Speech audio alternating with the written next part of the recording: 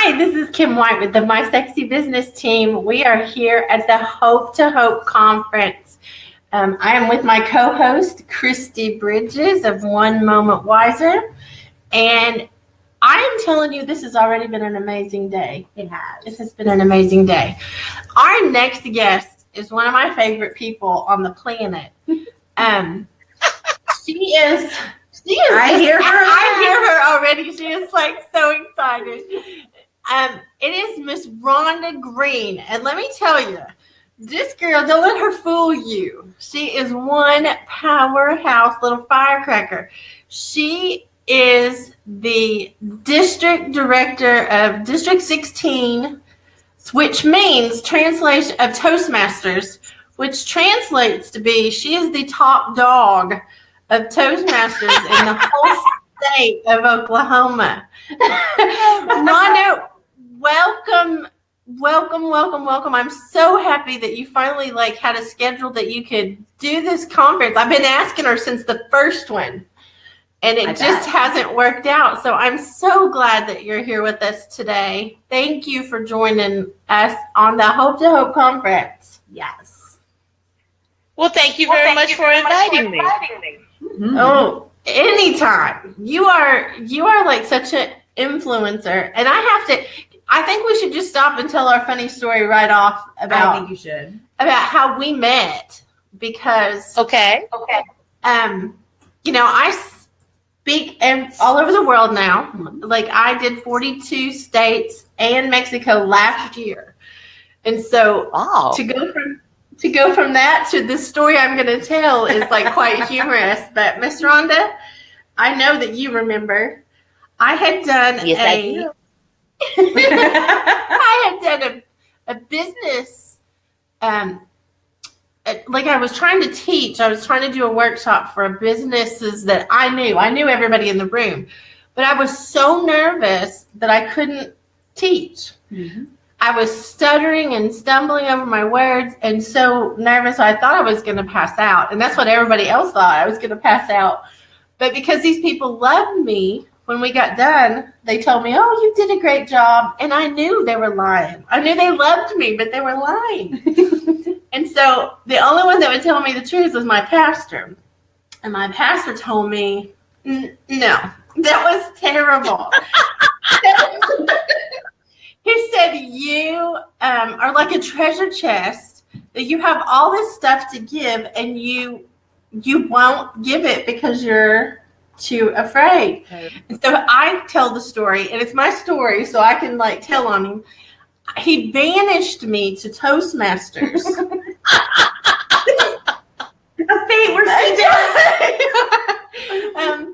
Friday was the day that happened, and Monday night I landed in a club, a Toastmasters club in Tulsa, the oldest club in Toastmasters.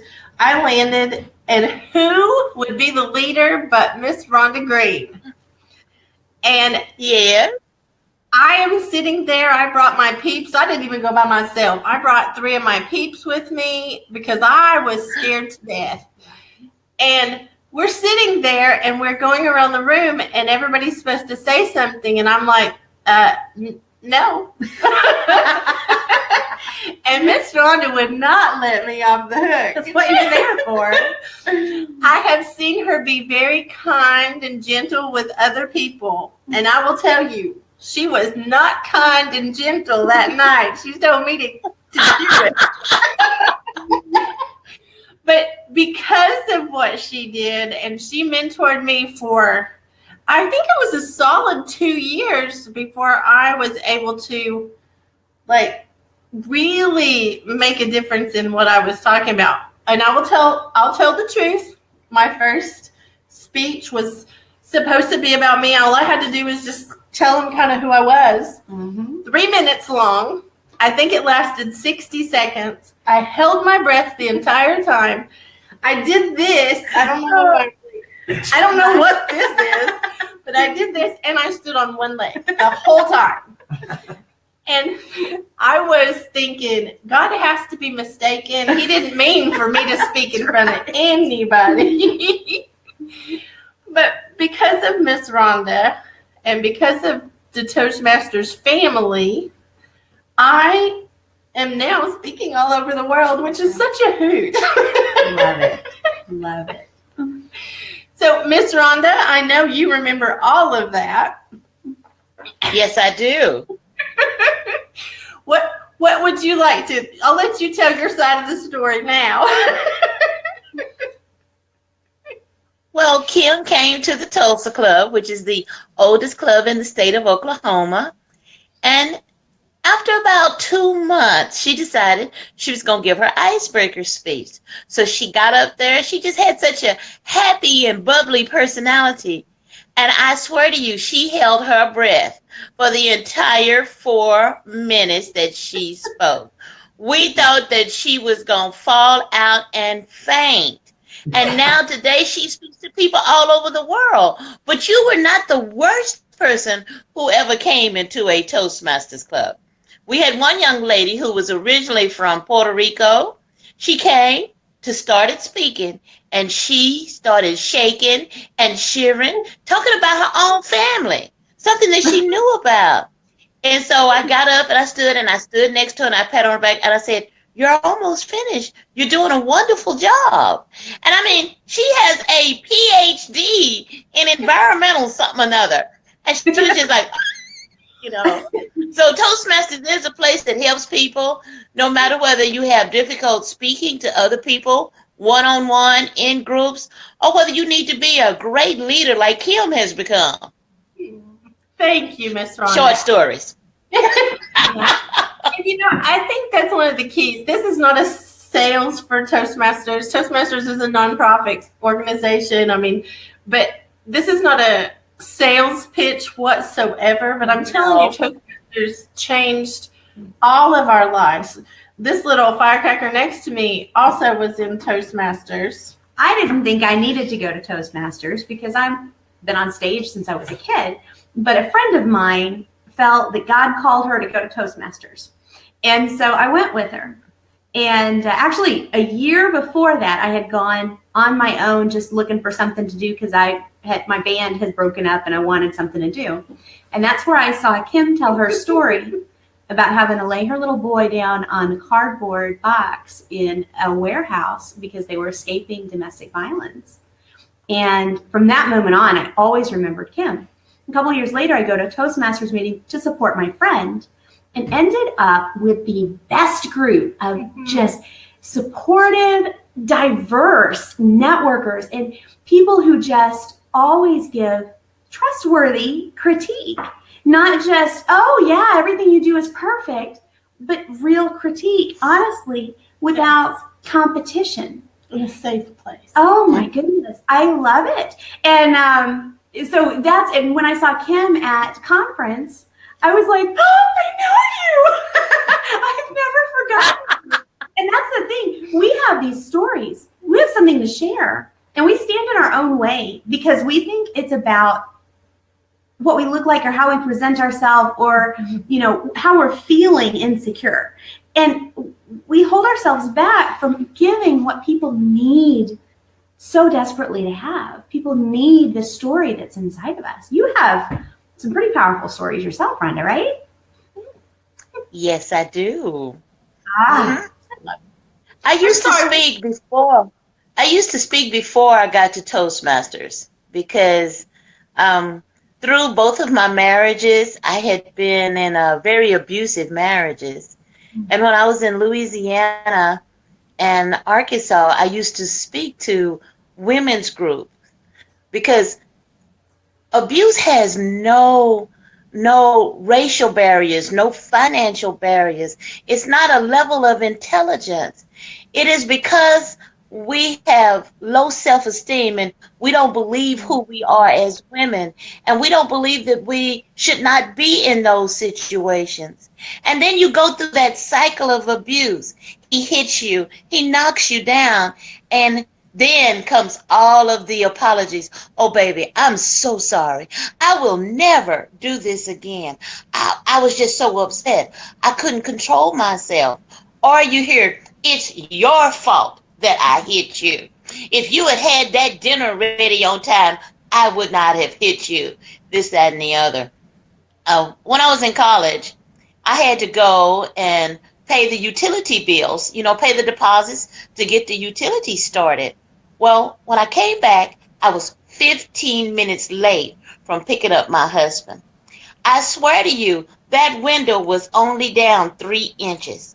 Somehow, he got his hand and his fist through that little spot in that window and knocked me out. But it was my fault. It was my fault because I was late. And this was before you had all these cheap, inexpensive cell phones so you could call somebody. Now, what control did I have over waiting till my turn to put that money down for deposit? I had no control over that. But in his mind, it was my fault. It was always my fault. And I am a very Christian woman, and I believe through all the drama, and it was some drama, that when you get in front of God and man and you say you're going to put up with the good and you're going to put up with the bad, and you're going to stay with this person forever, I'm the type of person, when I make a commitment, I really mean it. So when I tell you I put up with the bad, I put up with so much bad. And I did not have the common sense when I had bruises and bumps to stay at home. That was not in my nature.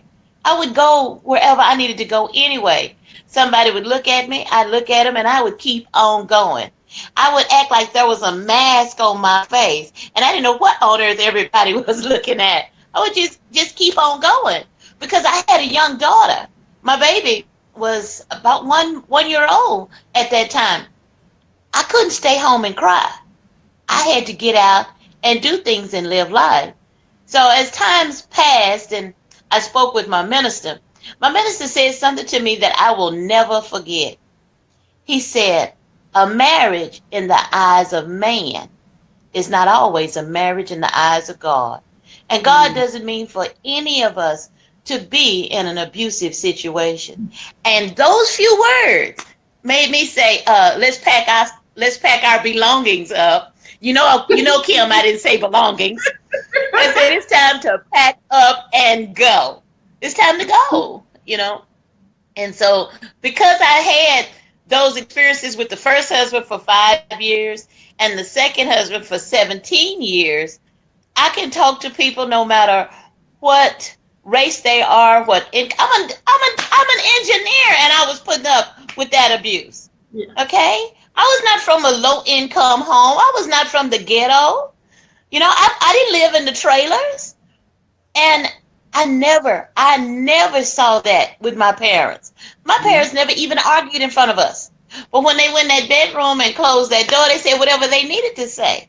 But there was no bruises and bumps. I believe that if my father had even thought about putting his hand on my mother, he would not have lived as long as he did. Because I came from strong family. I had never seen any of that. And then here I find myself in that situation. And it was difficult, but it has made me such a strong person that when I put up with people that have crappy attitudes because they don't like what this person is doing and that person is doing, I look at them and I say, really? You think that's bad? You don't even know what bad is. Okay? Walk in my shoes for a few minutes. Then you can tell me about bad. So I have a lot of experiences from my past, and I talk to people. Now I speak at some of the churches. I get invited to speak about communications between married couples and things like that. And I just got an invitation from the Oklahoma Society of Professional Engineers to speak to them about communication. If one person hears you can speak, and then the next person hears, and I'm in the process of writing a book. It's called Whose Marriage Is It Anyway? Okay. And that's because men and women look at marriage from so many different viewpoints. Yes. Okay. And because I am in engineering, I have a lot of male friends, and they sit up and they let me interview and ask them questions. Well, what would you do in this situation? How would you respond? And that gives me a chance in the book to show, and no, I am not selling the book. It is still in progress. It's still in progress. It gives me a different viewpoint because men do not look at life the same way that women do. You know, they feel they do something. It's just like football. I do it, the play is over. Forget it. That's not how us women are. Okay? If you do something to us, you will live through it forever until we feel that you truly mean it's over, until we feel that you truly realize what you did to us. We take things more internally. And because we take it internally, it takes a lot longer for us to reconcile it, get over it, and keep that man still alive. Okay? I love it. One of my friends, her husband says that she has a Rolodex. Like everything he's ever done, when they get into an argument, she just turns that Rolodex over and starts looking for what they're going to talk about. No. Yeah. Oh, wait a minute. That's not what you said you did. You said you did blah, blah, blah, blah, blah, blah, blah, blah, blah, blah, blah. So now are you lying to me? Okay. Oh, yeah. Mm-hmm. You know, Proverbs says, a wise woman builds her house, but a foolish man tears hers down with her own hands. And I think he should have said with her own mouth. But it's true. Now, you do minister or you speak in churches. And yes, I do. One of the things that I've noticed, at least in Tulsa, we have a lot of churches with great, resources, but with a lot of people who barely talk to each other. When you go in as a stranger, everybody smiles, but nobody says anything. And I think sometimes, especially when someone needs a support environment because they're leaving a domestic violence situation or because they need to, people don't know what to say. They don't know how to be. What advice would you have for those people? The people on the receiving end or the people on the in the situation? The church people who don't necessarily know how to be, how to give those open arms with someone who's... Okay, I got you. Well, if they've got somebody who's coming in and they know they've been abused and they know they're going through difficulty, all they need is go up, put their hand on their shoulder and say, it's going to be okay. God is looking after you because God has brought you to us so that we can help you and we can be your support. And everybody needs a shoulder to cry on. Here is my number. You can call me. You can talk to me. I'm not part of your family. I'm not part of your circle. And you may feel more comfortable speaking with me than you would with a member of your family because they don't understand. I'm here to listen to you. I'm here to help you because that's where God has put me. Yeah. Sometimes it doesn't take a whole lot. Sometimes it just takes a whole lot because when you are down in that place, when somebody says God loves you, it reminds you that life is going to get better. Mm-hmm. Life is going to get better. It's going to take some time.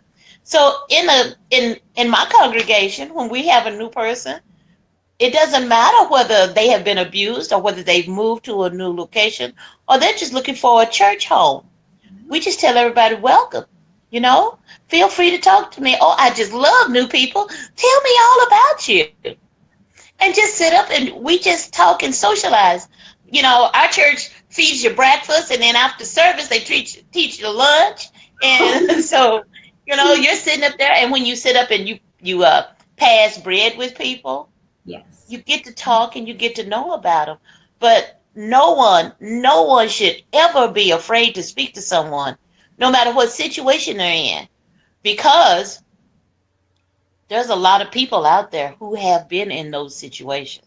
Yeah. They may not be as open about it, but they know. They know where you've been.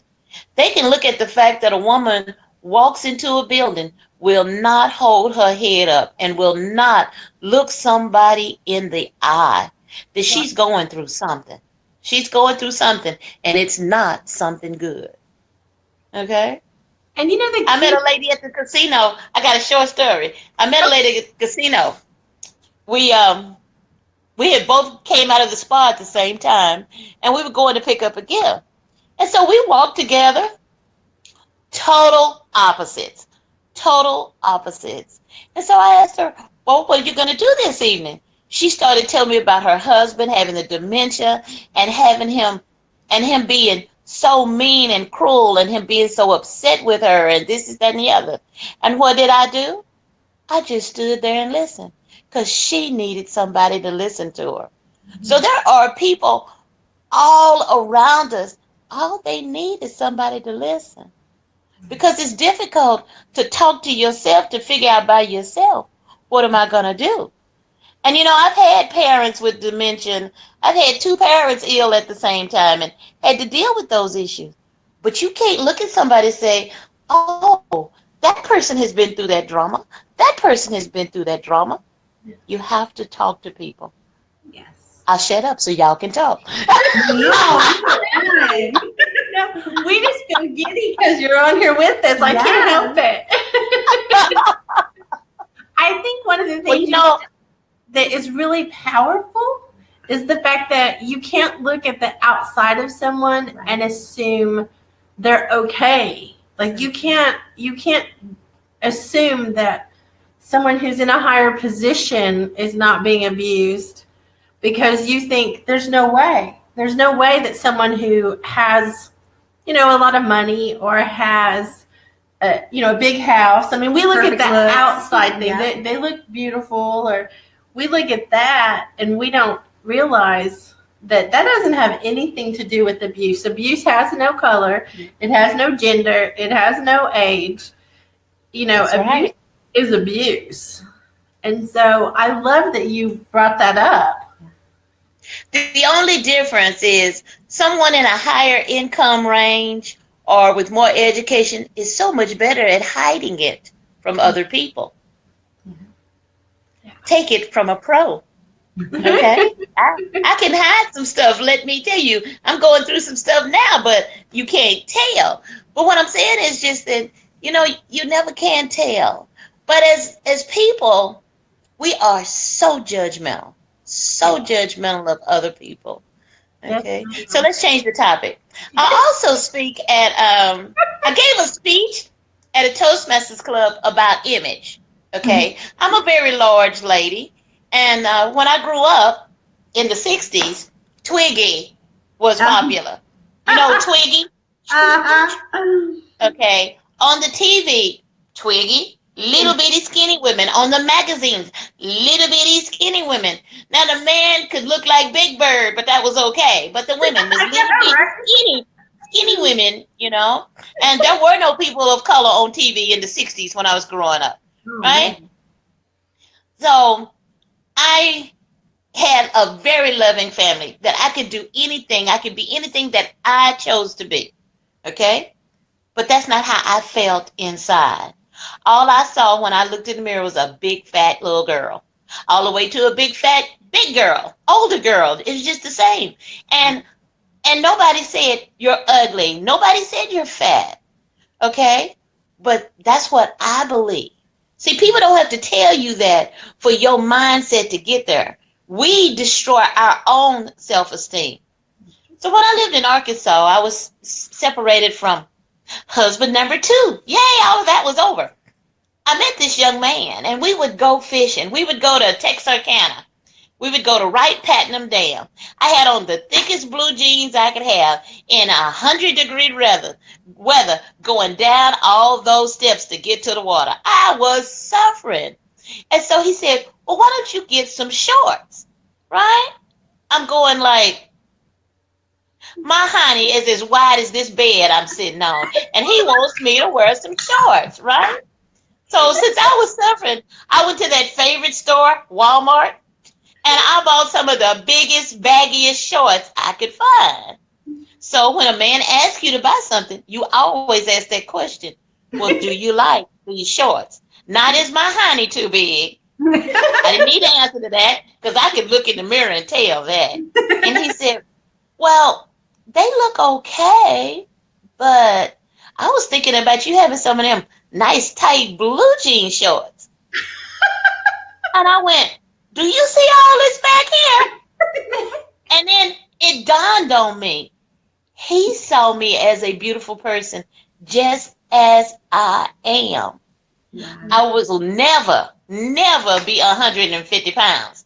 I think I was 150 pounds when I was 5. Okay. But, but he saw something in me that I didn't see myself. I love it. It changed my entire personality. So anyway, I was giving this speech, and one of the ladies in there, her name is Barbara Atherton. She was going through cancer treatment. It was all about image, about believing in yourself. So she said, well, would you come speak to my group? I said, sure.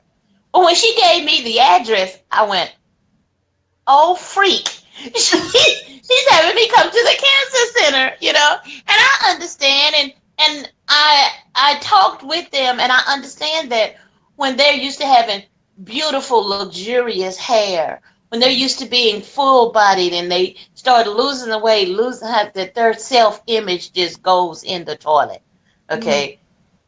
It is so rewarding to talk to people and to just tell them something that's just going to make them say, well, let me think about it. Maybe things are not so bad, because you can always buy a wig, okay? And you can always just be yourself, because people gonna love you. If they gonna love you, it don't matter how big you are, how small you are, what kind of hair you have. And if you don't like your hair, buy you some more, okay? It's about what you want, What's more important than anything is not how you look on the outside, but what you have in your heart. Amen. And what you show to people by what you have in your heart. Uh-huh. People respond. So I got off the Toastmasters and went to something else. Awesome. You see, Kim didn't tell me what we were going to talk about. Okay. I wanted you to be impromptu. That's right. Impromptu is my thing. Okay. Well, and I have to stop you and say, ma'am, that you are not only beautiful, just as is, you also are an amazing leader. Yes. You have helped, I'm going to venture to guess, hundreds, if not thousands, of people through the Toastmasters program, through life, through church, through everywhere you go, be able to get past something because you just simply listened. I mean, that's where it starts. Being a leader, you have to listen. And I think it was her birthday I wrote a song for. I just realized that. Anyway, yes, you are an inspiration. You sang happy birthday to her. Yeah, I wrote a happy birthday song for her so that it wasn't breaking copyright. Yeah. At the conference. I remember that. And the thing is, that connection, the thing that you did for me bubbles over to everybody that's with me to this day, because you had such an impact on me. And I think that's true leadership. Leadership is not to put people under you. You create leaders. And I think that's what you've done. You helped me. We had I'll call it an incident because I don't want to say too much, but we'll call it an incident. And I can remember calling you, and I had to make a really hard decision about staying or going in Toastmasters because of what opportunities had been presented.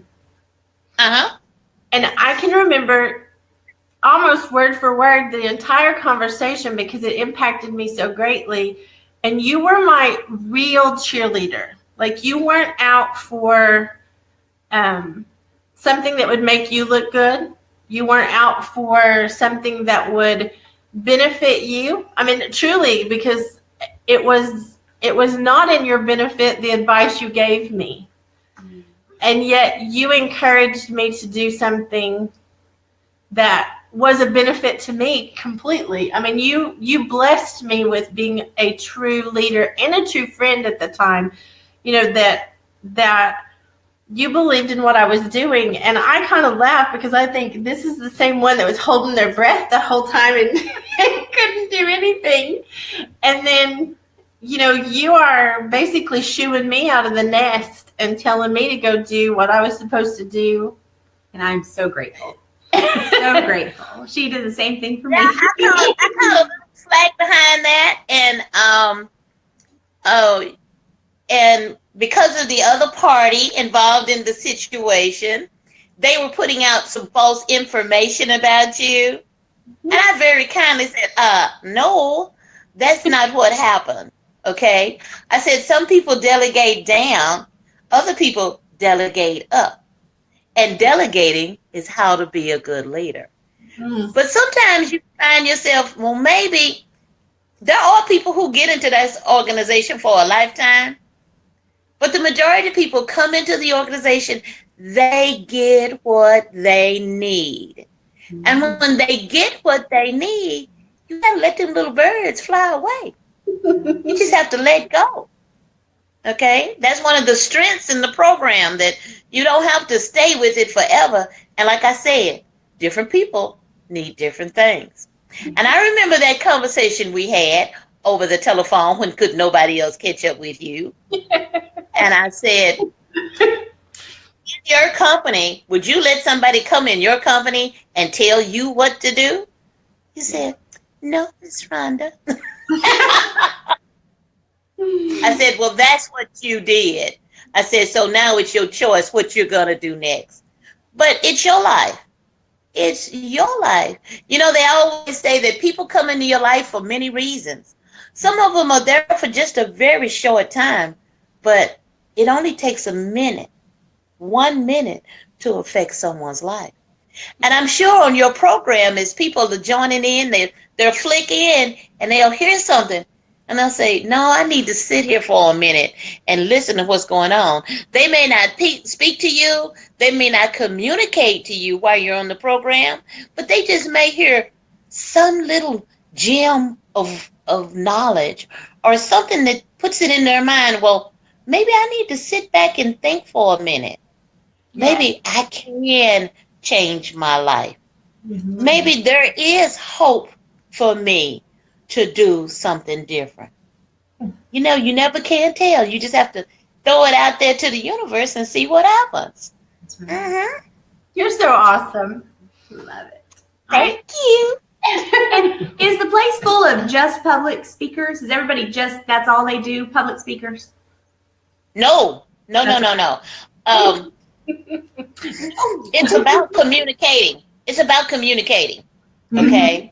We have everything from ministers. We have ministers in our organization also, because some of them think they are a great speaker and they are not. Yeah. If you have a message to give someone, don't repeat it 3 or 4 times, because by the time you get to the second time, your audience, whether it be a parish, whether it's a group of people, they start going to sleep because they get bored. Yeah. Okay. And we have several ministers that have been requested to come join our program. We have people who have to give presentations at work. We have people who have to become supervisors where they have to try to lead other people, and they have not been taught any leadership skills. The program we have is not necessarily about public speaking. Our tagline is Toastmasters, where leaders are made. Well, to be a good leader, the most important thing you have to do is you have to listen. Mm-hmm. You have to listen. You have to know where someone is. You have to know how they're feeling, what's going on. You have to figure out, what does it take to motivate this person? Everybody is not motivated by money. That's right. Some people are motivated by having a position to where they feel proud of their work. Mm-hmm. But we teach more than public speaking. Yes, we do have people who come in there who want to be motivational speakers, like Kim White. I don't want to be a motivational speaker. I do not want to be the world champion of public speaking. To tell you the truth, I don't really know what I want to do. Okay. I don't. I mean, I work a full-time job. I've been in the field engineer for 38 years. And I like it. I enjoy my job. But on the side, I like going out and speaking to people, and I go to different states. I'm getting now to where I'm starting to speak at different conferences and things, and it's just opening the door for me to get into more speaking than I ever planned on doing. I never planned on doing. But we have some people that cannot get in front of two people and speak. Yeah. So our program builds self-confidence. That's part of our club mission. Mm-hmm. And time management. I know from my experience in Toastmasters, there were people who just gave 2-minute speeches or 5-minute speeches, and those were interesting. And sometimes there was a challenge to get all 3 minutes there, and sometimes you had a 6-minute speech plan that you wanted to try to fit. But then there were also people who were more advanced who did practice runs of city hall initiatives or plans that they wanted to propose at work, things like that they could get honest feedback about, and they could get the babble out of the way so that they got to the point more quickly and more smoothly. Like I said, it's an open organization. It's for people who need to communicate better, not necessarily public speaking. Okay. But most people don't even know that it exists, which is so funny to me. And when people think of Toastmasters, they're thinking about bread and toast or wine and toast. Right. They don't think about just speaking in general, just speaking, just getting your ideas out there, getting your point across. They don't think about helping other people. Okay? With the words that come out of your mouth, you can do so many things. And because of that, all we do is just help people get their thoughts together. We even work on interviewing skills. Okay? Because, you get up there for an interview and they ask you a question and you're going, the more you say, the more they think you trying to think up a lie before you answer the question. Exactly. Okay? Well, And, I have to go say, ahead. I definitely want everyone to know that Toastmasters is a great place to practice in a safe place, and it's a great place to grow your leadership skills. But I really want to talk some more about you, because you have influenced so many people through your Toastmasters, but through your work, through a lot of things you have done. And I don't know, I'm in awe of the influence that you've had that I've watched firsthand trickle down through our circle. Mm-hmm. Because you have influenced so many people to stop and listen and to not be judgmental and not just be better humans. I don't know. Yeah. I don't know how to put it. But Okay, so you want to hear about me, I'm going to go way back. I graduated high school when I was 16 years old. Okay? Nice. My sister is 2 years older than I am. She decided to graduate 2 years early. So my father wanted to keep that 2-year gap between us. So as soon as he finished paying for her college, he would only have 2 more years to pay for mine. So he insisted that I take one class in the summer so that I would be able to graduate in my junior year. But what it did, and I am a big crybaby, you wouldn't believe it, but I am. So what it did is it put me with a different group of people that I did not know. So one day in the summer while I was taking that class, I also insisted, this is when I was 15, I also insisted that since I had to take summer school, that he pay for me to take driver's ed. If you were under 16, the parent had to pay for you to take driver's ed. I was milking him for everything I could get. Okay. So my dad would be laid out in the den on his sofa, resting. And so I went and I said, Daddy, he said, what is it? I said, well, Well, since I'm graduate, I could crown a dime, girl. I could crown a dime. I still can. I said, since since I'm graduating and everybody else got to order class rings, and I didn't get to order a class ring. And since I want to, since I'm graduating, oh girl, I must have boohooed something awful. He took me to 7 jewelry stores until I found the one little bitty class ring I wanted. Okay. So, that's that daughter, and I was his baby daughter at that, and it was his decision, not mine. And I said, well, you decided that without even talking to me. He took off from his job, went and spoke to my counselor. They reviewed my transcript and decided that I only needed that one additional class. I said, but you did all that. You never talked to me. You never. Oh, yeah. It cost him out the honey. So, and I married my high school sweetheart. I graduated high school when I was 16. And I got pregnant on my daddy's birthday. Okay. And then spring break, my daddy and mother decided that I was going to be married because they were old school. They were not going to have an illegitimate grandchild. Right? But my goal was I wanted to have my daughter and I wanted to get into service. I was going to get into service so I would be able to provide benefits for my daughter. Do I have any regrets? Of course. Who doesn't have regrets? We all have regrets. We live with them. But in my mind, I was going to just do that. Well, after I had my daughter, my mother said that she would adopt my daughter and raise her as her own, with her knowing that I was her natural mom. I said no. And so then she said, okay, my mother and my father talked in that back bedroom. So they said, so this is what we're going to do. We want you to finish your degree. So we will take care of your daughter for 3 years so you could finish your degree. Okay? So I was married at the time. So I said, well, let me talk to my husband about it.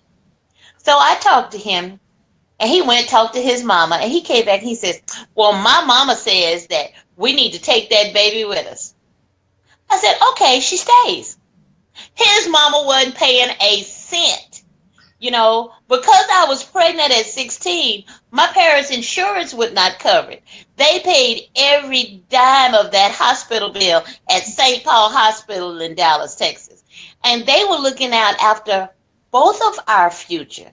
Because if we went to school without having to take care of a little baby, that means that we could go to class, we could do our assignments, we could get the degrees, and that would put us in a better position to read. Because, a degree is not a guarantee of anything. Right. It is not a guarantee of a job. It is the license to hunt, but you got to get out there and catch. Really. There are people out there with degrees that are working in janitorial services. Because just because you have a degree doesn't mean anything.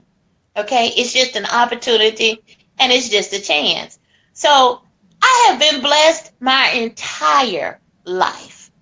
I was riding down the road, and I had a flat. Now, most of us carry one spare, right?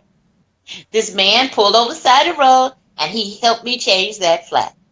Got back on the road. 2 miles down the road, I had a second flat. I don't know about you all, but my car only holds one donut. Okay? But when I had the second flat, this man stopped by. I was like 10 minutes from the house, and there was another car at the house. This strange man that I did not know. When I tell you I am lucky, he took me home so I could get another vehicle, right? Now, most people say, why would you get in the car with a strange person? You have to think about it this. Some men are raised to be gentlemen. Some men are raised to help a person in distress. Not necessarily a woman, but a person in distress. Mm-hmm. But if he pulled over to say, ma'am, could I help you, change your tire? Mm-hmm. He was there to help me, not to harm me. Mm-hmm. But God has been looking over me since a little kid. My mother said, see, you're going to learn a whole lot about me you didn't know. The But she said, we were in church and it was Christmas, and they wanted somebody to lead the congregation in Silent Night. Mama said, I raised my little 3-year-old hand up there, and I was up there. She said, you couldn't even sing all the words, but you led us through Silent Night. Love it. We just knew that you just always showed that you were out there. You were willing to try. You were ready to lead people, and you didn't know nothing about leadership. Okay? No, and I have become a better leader. I listen to other people more than I ever have. Okay? I don't choke the living crap out of people because they get on my nerves. Okay? Oh, yes. So, being a leader is not easy. Being a leader is not easy because you've got to accept that everybody does not plan out things the way you do. Everybody doesn't do things the way you do. And unfortunately, sometimes the best way to lead is to let people fail. To let people fail. So I have always been very precocious, very smart. I am Mensa smart. Okay. My parents were told to put me into private school because blah, blah, blah, blah, blah. We're not going to talk about that. But my mother and father decided that in life, I was going to have to work with people who attended public school. So therefore, I needed that experience so that I could work with them. And by being in public school, I was always in the high honors. And I might have had to struggle a little bit harder.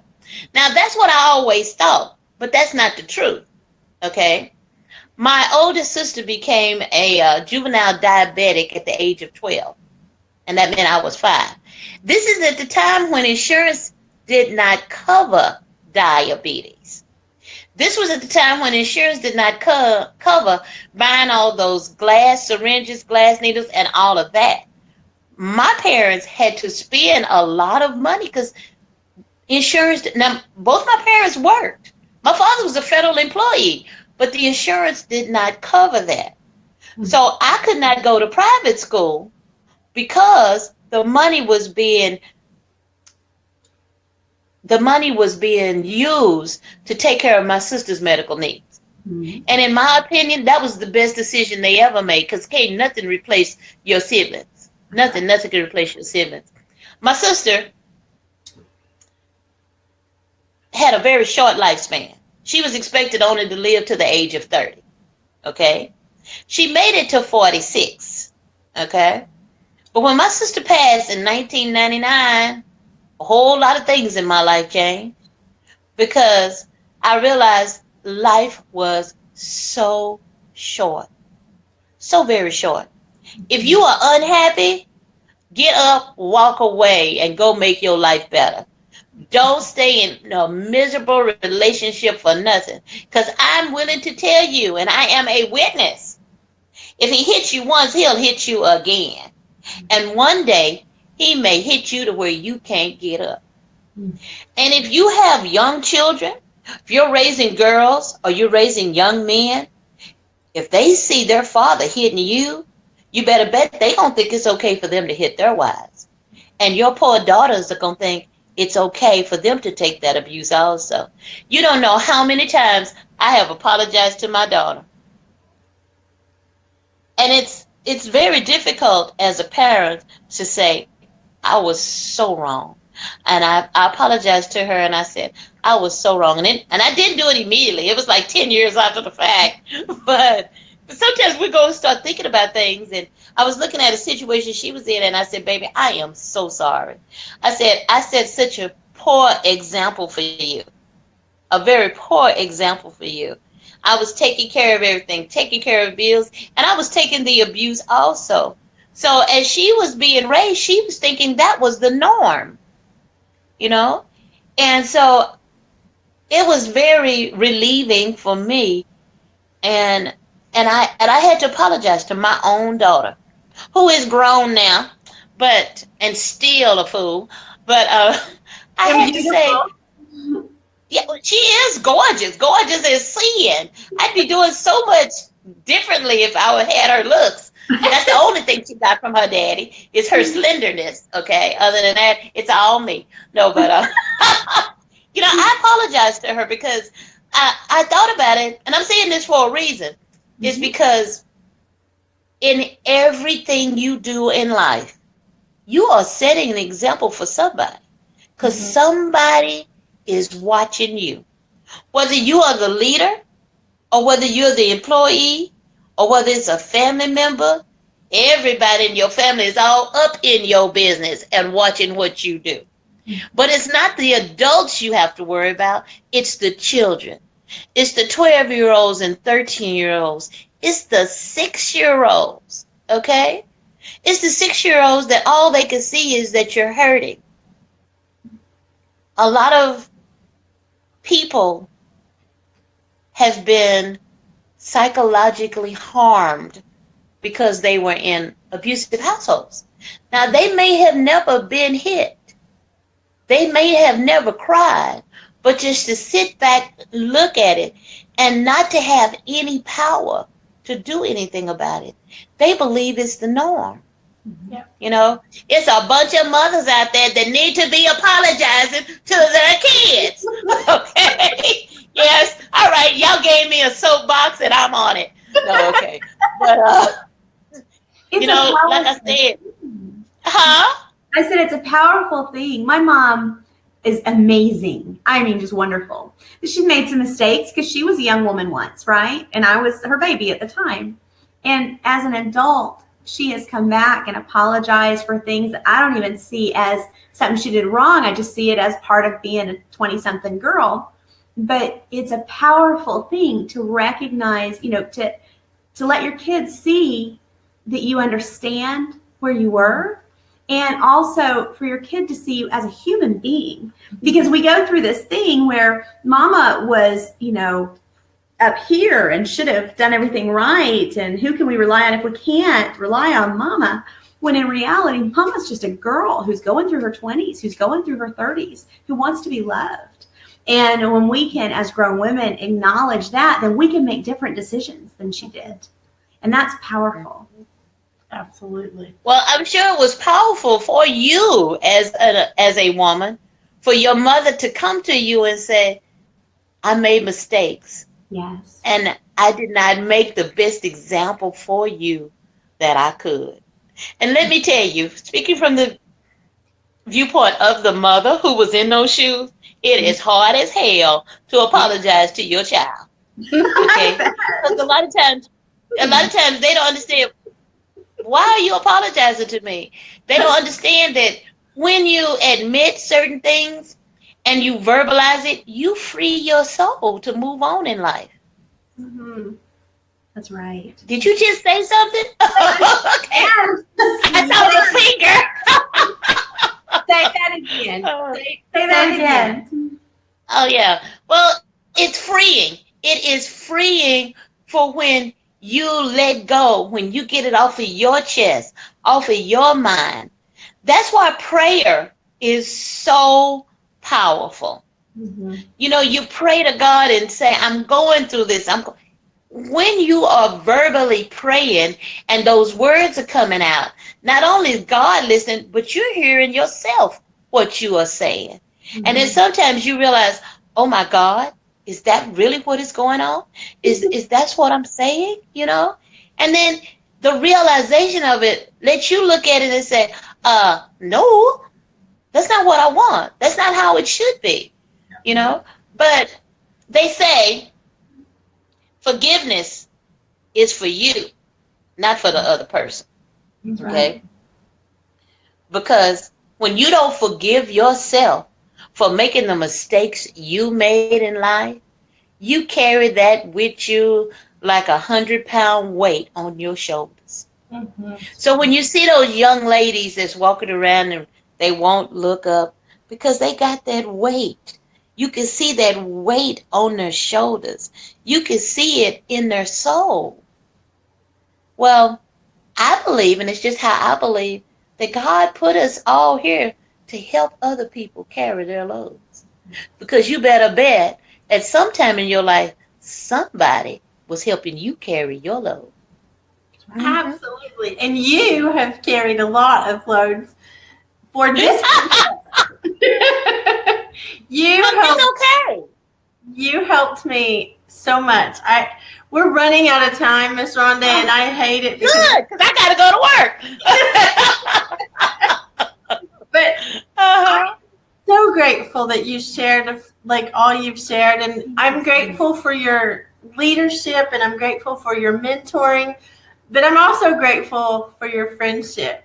We don't get to see each other much because I'm gone, but I'm grateful that I actually know that if I message you, you're there.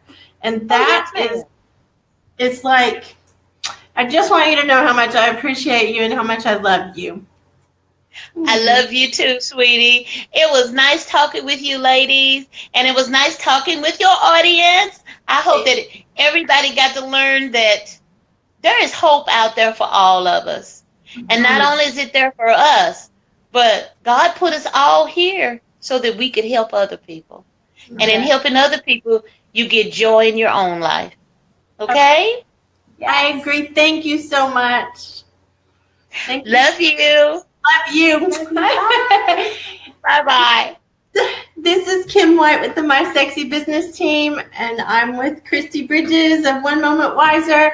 We will be back at 1:30 Central Standard Time for the next session. Please join us and let us know if you're enjoying the conference, because boy, we are. If nobody else shows up, we are enjoying it. So love everybody. Bye.